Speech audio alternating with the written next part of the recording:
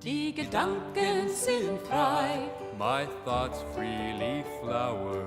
Die Gedanken sind frei. The purpose of Freethought Forum is to be vigilant to the encroachment of religion into government. Can map them. No hunter can trap them. No person can deny. Die Gedanken sind frei. No person can deny. Die Gedanken sind frei. Hello, my name is Hugh Henry. This is Freethought Forum. I'm here with Ron Palermo, and we're here to talk about Cuba, the other side. Ron Palermo is a local teacher and a member of the Pastors for Peace, an organization that supports normalized relations with Cuba. This group has organized caravans that have traveled throughout the U.S., bringing much-needed school buses, school supplies, and medical equipment to Cuba. So, Ron, tell us about Pastors for Peace and their involvement with Cuba.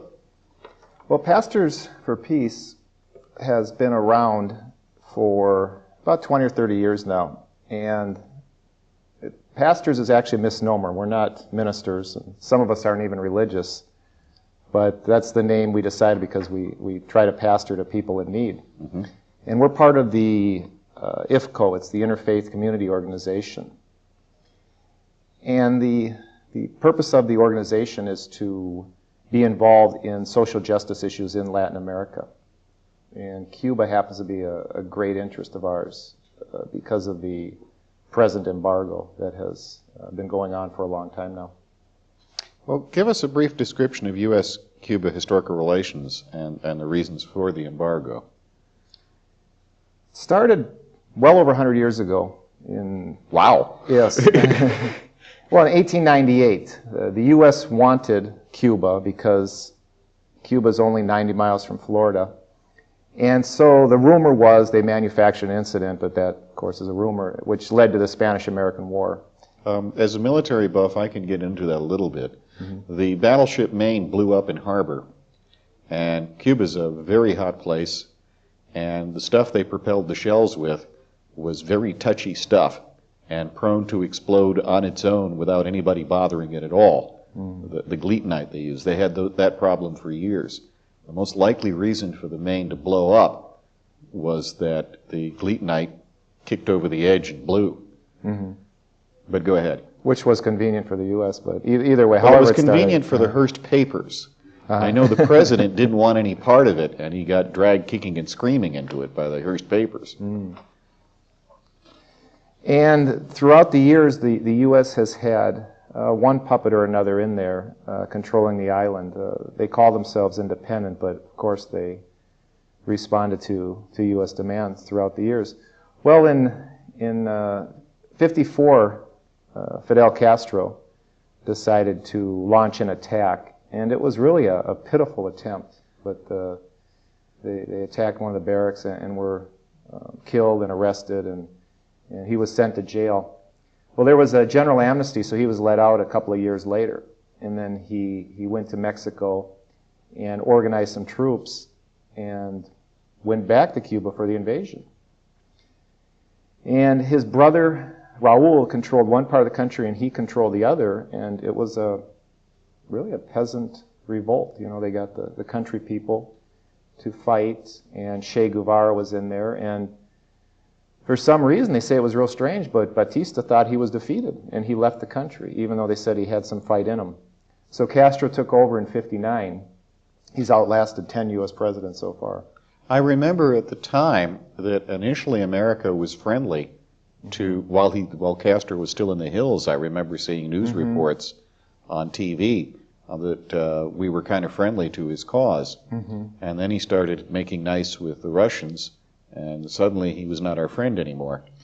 Well, Castro did get some positive press in the New York Times, and the U.S. was kind of wary, kind of feeling him out. But he had looked at history and some of the U.S. actions in prior years, like throwing over our Benz in Guatemala, who was democratically elected. And so he was real concerned. So at that point, I think he decided to jump ship and to become a communist and to align himself with Russia. There was no evidence that that he was a communist prior to that. Yeah, at least none that anybody knew about. Mm-hmm. Although he did have Che Guevara on board at that time. Mm-hmm. And then, of course, you had the Cuban Missile Crisis, which was a pretty tense situation. Yeah. Mm-hmm. Well, in between you have the Bay of Pigs, Uh-huh. with the attempted invasion of Cuba set up by Eisenhower, but it couldn't be executed before Kennedy came into office. Yeah, and those incidents have flared up, but basically it's been kind of just a hate-hate relationship. Neither side has really trusted the other to open up and to do anything. Well, then there are the Miami Cubans. Mm-hmm. You might talk about that bunch. Some would argue that's the reason for our unreasonable policy toward Cuba, and I'll get into some of the details about that. But the Miami Cubans are powerful economically. There's hundreds of thousands of them. Well, who were these guys and where did they come from? Well, the reason there are so many is kind of interesting. The U.S. has a unique policy with Cuba. If any Cuban is allowed to touch U.S. soil, they're giving automatic rights to stay here. And I met a Puerto Rican gentleman the other day, and he said the same thing, if they touch Puerto Rican soil. And Puerto Rico, of course, is a U.S. Commonwealth, so that would make sense. That comes later. I'm talking about who were the initial Miami Cubans who managed to get all these policies in place. Well, these were the people that were in power when Castro took control. Cuba was a third world country. It is now, but back then they had an incredible division of wealth. The wealth was controlled by very few people, and the poor were, for the most part, illiterate and didn't receive any kind of medical care. So you had a society with extremes. I understand some of the owners and so forth were the mob. Meyer Lansky, outside the United States, ended his life in Cuba quite happily. And the mob was heavily involved in gambling and in owning Cuba. And Castro pulled the switch on that. Yes, I had heard many stories that Cuba was the place to go in the Caribbean, the fun place, because you could get anything you wanted. And of course, the Cubans weren't allowed in the casinos. Not that the majority could have afforded to enter to begin with, but that was a problem, that it was controlled. There's also Kennedy assassination connections with Cuba. I think, what's his name, the guy who was accused, Lee Harvey Oswald. Lee Harvey Oswald had been through there, and there's one of the speculated reasons for the death of Kennedy has to do with Kennedy asking the mob to off Castro, and then his brother turning around and hammering the mob in federal court, and they thought that was terribly insulting and shot him. That's one of the leading theories. Yeah, lots of conspiracy theories. They do know for a fact, though, that the CIA has tried to assassinate Castro on numerous occasions. I mean, the humorous from putting an explosive device in a cigar to sending, hitmen to attack the island. And something to make him crazy at one point, I think. Yeah, that came up in the post-Watergate hearings on assassination, didn't it? Where the United States at that time decided it didn't want to be in the assassination business. Well, let's talk about the embargo, since that's what you wanted to talk about. Sure. So we never got to the reasons for the embargo. I'd say the Miami Cubans were enough, but go ahead. Well, it's interesting that there really aren't logical reasons for the embargo, so you have to look for illogical ones. Cuba was aligned with the Soviet Union, which would make them our enemy by proxy. But then again, the Soviet Union collapsed, and Cuba no longer receives that support. So that really doesn't make sense. The United States doesn't like being laughed at, and Castro is very good at it. Very good, and he's very boisterous and a fiery speaker, and he speaks for hours and hours, and of course he has a captive audience there. So, well, also there was Cuban involvement in communist movements throughout Central and Latin America. Che Guevara was a prime example of, although he's an Argentine, was supported out of Cuba, and they were involved. And anybody who's a leftist, Castro was a friend of. There's currently a problem with Chavez in Venezuela making nice with Castro in Cuba. Yeah, Castro, I believe, would like to see the revolution spread, but I don't believe he controls other people. He wants them to determine their own future in these oppressed countries. Okay, what have been the costs of the embargo? The costs have been tremendous. Cuba's a tremendous market, and it's interesting the group put together that is fighting the embargo. You have conservative Republicans who believe that interaction with the United States, the interchange of ideas and materials, will cause a freer Cuba. You have businessmen that are just salivating because they have all these products, to sell. Even the Texas legislature, which is not known for liberalism, in June of 2001 passed a resolution opening trade with Cuba. It was non-binding, Wow. of course. And so you've got quite a coalition of people who are interested in ending the embargo. Maybe if Castro sends Tom DeLay a box of cigars, we can tip it over. Well, you mentioned the people who were supporting lifting the embargo. How does the rest of the world? Now, I know this goes back, the rest of the world isn't on real good terms with George Bush, but this rest of the world view goes back decades before George Bush. Yes. Virtually every year in the United Nations, they have a vote on the Cuban embargo. And the vote fluctuates quite a bit. It's either 171 to 2 or 169 to 4. Somewhere between those. And the two are always the United States and, of course, our ally Israel. And the ones who fluctuate are the Marshall Islands. There was the president of a breakaway Russian republic. They asked him why he voted. And he said, I was drunk that day, and he didn't realize which side he was voting for. So it's usually about 99% of the world's nations vote against the embargo. They think it's absolutely absurd. How did Americans feel about it? Americans are somewhat apathetic. I think the average American is just unaware of what's going on in Cuba. It's a small island, and of course the last few years it hasn't gotten a lot of press other than Guantanamo Bay. Well, it's not that small an island. It's a fairly good chunk of real estate. Yeah, and there's about 10 million people there, but it just hasn't seemed to hit the radar. I guess it's a small island in Shangri-La for us, something like that. And since we don't have contact and we're not legally allowed to travel, most Americans are somewhat ignorant of what actually goes on there. How do Cubans feel about the embargo?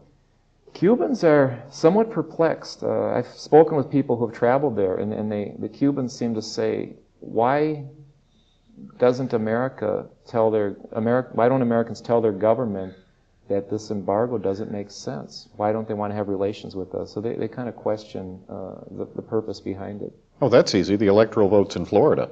Yes, yes, and I think they're well aware of that. Which brings us to the Cuban Americans. I assume you have two halves of the Cuban American community.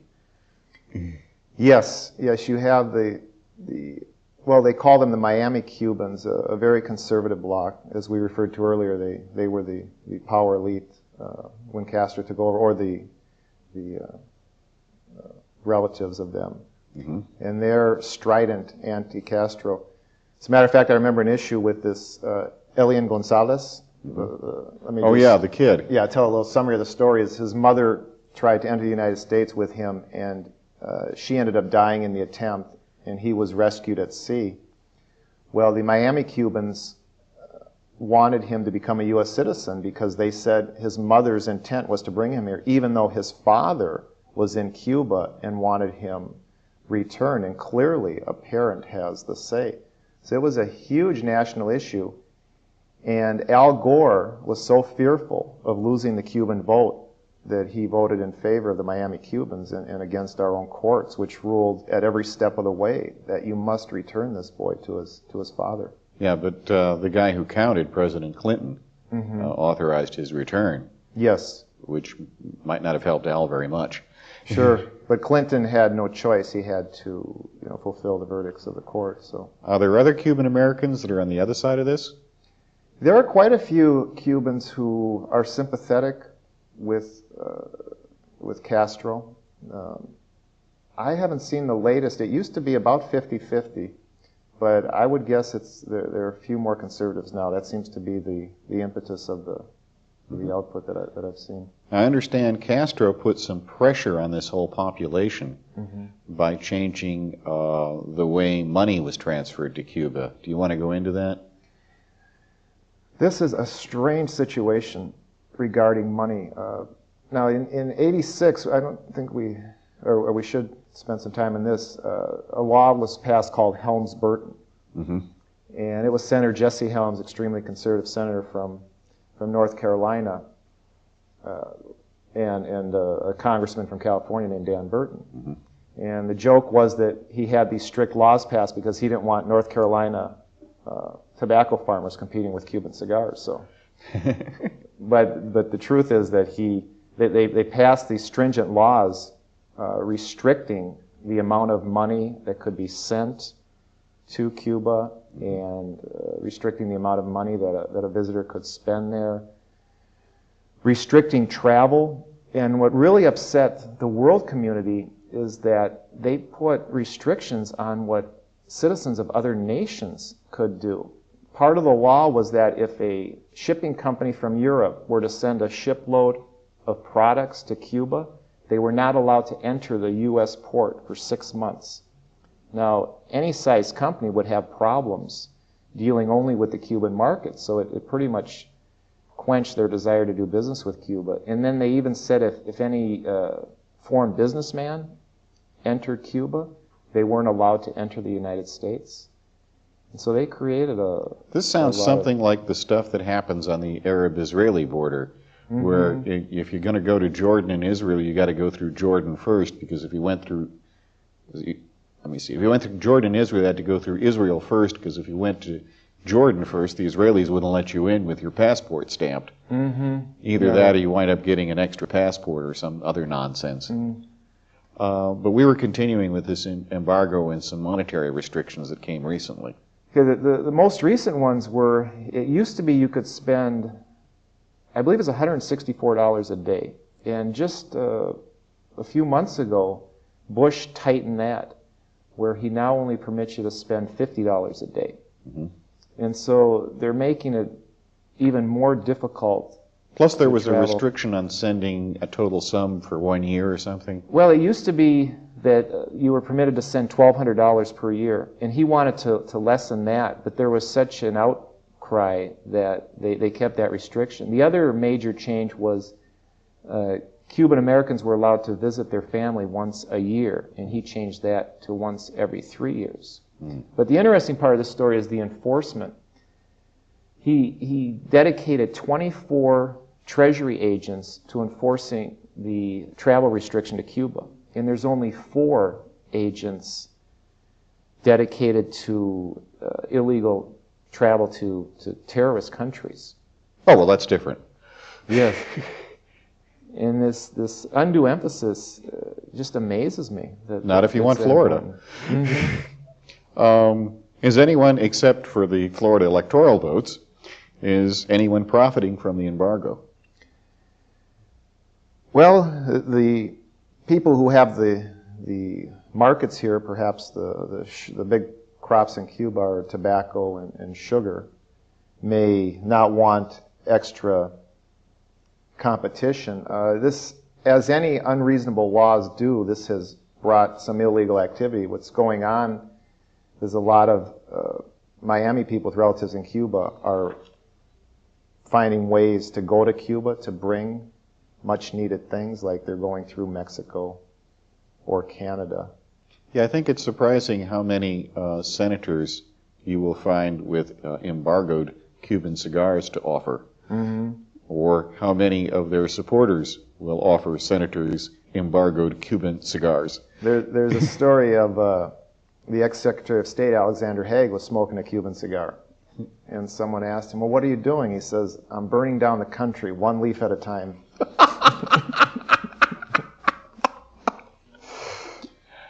All right, here's something I think we can discuss a lot. What does the future hold for American-Cuban relations? I guess the big question is post-Castro. Yes, the $64,000 question. Well, when Castro dies, he claims the revolution will continue. The revolution is of the people. Mm-hmm. The experts say that his brother, Raul, who's in better shape and a few years younger, although by no means a healthy young man, will take over.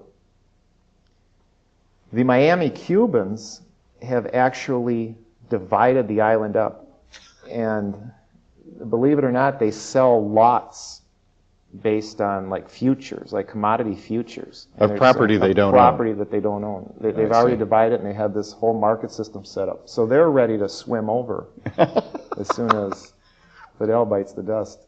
It sounds like you're talking about what happened at the end of the Soviet Union with the gerontocracy, where Raul takes over, lives a couple of years, and then some other old guard guy takes over and lives a couple of years. If both America and Cuba are lucky, the death of Castro will be treated like the death of Yasser Arafat, an opportunity to normalize relations, if we're lucky. Although I'm sure the Miami Cubans would object very strongly to Raul Castro being in charge. Oh yes, yeah, they're going to try to get in there one way or another, whatever it takes. They feel it's their property, and they want it back. I've told you, and I may get in trouble for this, if I were the Cuban government and relationship did normalize with the United States, I would ensure that no Miami Cuban from Cuba ever got a passport, ever got a visa to come into the country. Because those guys think they're the crown princes and dukes and barons, and they're going to come back and establish their royalty. Oh, sure. And I wouldn't want them, and I wouldn't trust them. Anybody else but them. They've been a very nasty bunch. But do you have any ideas about what will happen? You never really know. I suspect that the U.S. government will somehow buy people off. It's been such a political... Yeah, there's a lot of pressure to normalize relations, and it might overcome... When it can't overcome Castro, it might overcome Raul Castro's, the objection to him, and say, no, we're going. Yes. Yeah, you never know what will happen, but I just can't imagine a future in Cuba without United States influence. Castro seems to be the personality that holds the revolution together, and without him, who knows? Now, I know one of the things that, because of the embargo, there are lots of industries they can't do in Cuba. One of the industries they did do, because you can do it with almost nothing in terms of imported material, is they are major world developers of vaccines. And their vaccines are used all over the world, and they're quite sophisticated, and their vaccines are quite trusted. It would be ironic if Cuban vaccines saved us from the worldwide epidemic of the bird flu, but it wouldn't surprise me. Yes, that's an amazing success story. So you never hear the good things that come out of Cuba. And they have national health care, which we don't have. We're supposedly the #1 economy in the world. I question that with all our debt. And they have an infant mortality rate lower than the United States.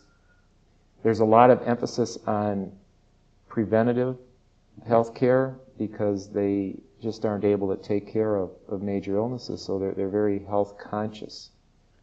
They also have an excellent educational system, even though they don't have the money to invest in technology, but they do quite well. They claim a Cuban junior high school graduate does better than a U.S. high school graduate. Those are just anecdotes. I don't know if that's accurate or not.